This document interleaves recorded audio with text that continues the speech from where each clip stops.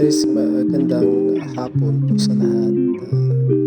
Bali, ipapasyal ko po kayo dito sa restaurant namin na magdadalawang taon na hindi pa nagbukas mula nung dumating kami dito.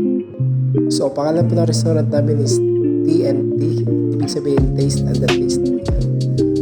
Ito yung namin, restaurant namin.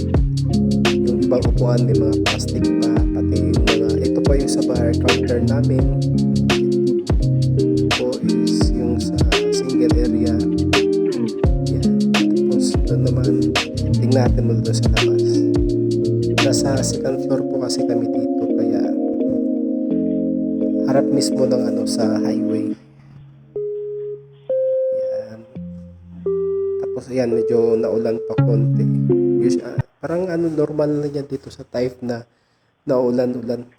So ito po, yan po yung may nakakurtina, yan po yung mga VIP room, tapos ito po yung mga single area.